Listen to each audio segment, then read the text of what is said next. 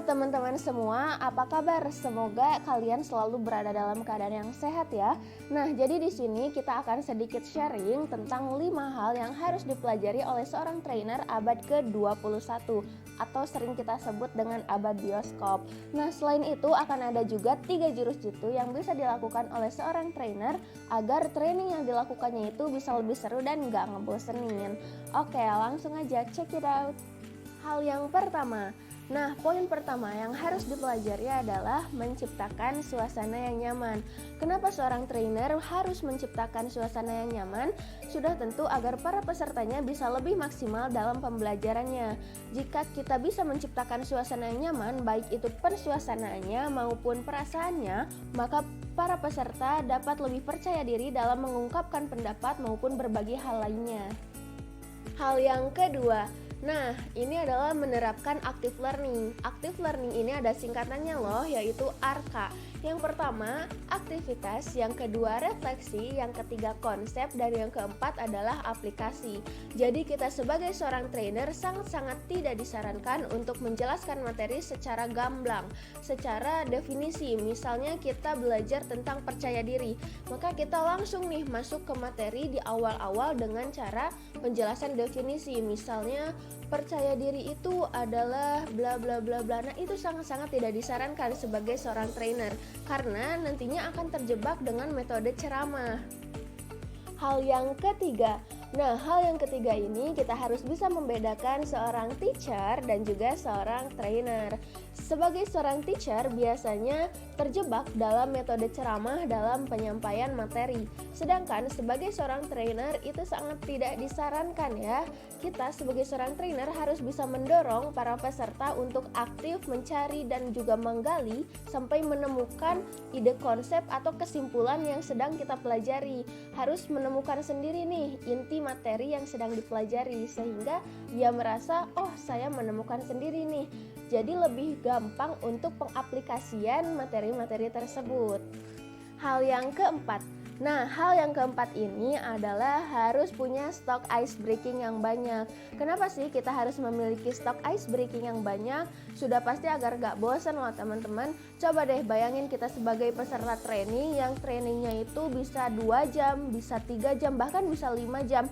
Bayangkan jika 2 jam, 3 jam, 5 jam itu hanya berisikan materi saja. Wah, pesertanya akan pusing bahkan gak fokus gitu.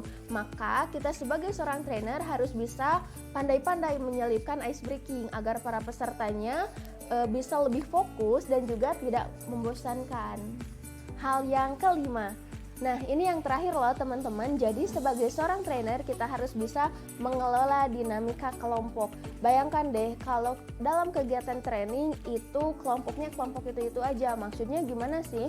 Maksudnya kita dalam penyampaian materi metodenya itu ya udah satu kelompok besar aja kayak gitu. Itu kan akan sangat ngebosenin ya.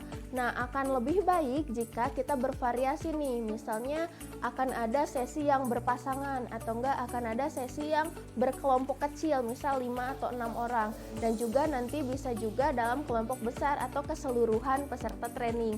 Nah, teman-teman semuanya bagaimana? Udah pada tahu kan hal-hal apa aja yang harus dipelajari sebagai seorang trainer abad ke-21?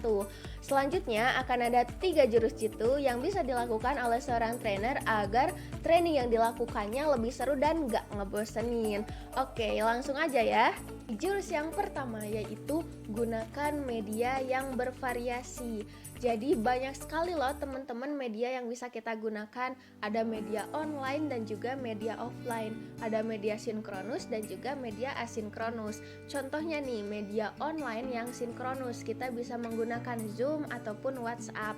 Nah, untuk media offline yang sinkronus itu kita bisa dengan diskusi, bisa dengan kuis, bisa juga dengan simulasi. Untuk media asinkronusnya, untuk online kita bisa menggunakan infografis sederhana, bisa menggunakan podcast, dan juga bisa menggunakan video YouTube. Selain itu, misalnya untuk media offline yang asinkronus kita bisa dengan penugasan, bisa dengan pengisian worksheet, dan juga bisa dengan praktik. Wah, ternyata banyak banget ya media-media yang bisa kita gunakan, gak hanya satu media saja. jurus yang kedua. Jurus yang kedua ini adalah pengendali konten. Kenapa sih kita sebagai seorang trainer harus pandai-pandai dalam mengendalikan konten? Karena banyak sekali kesalahpahaman tentang training, apalagi training online ini. Salah satunya adalah training online itu sama dengan training offline. Itu tidak benar ya teman-teman. Coba deh bayangin training offline. Training offline itu biasanya 5 jam atau enggak minimalnya 3 jam lah.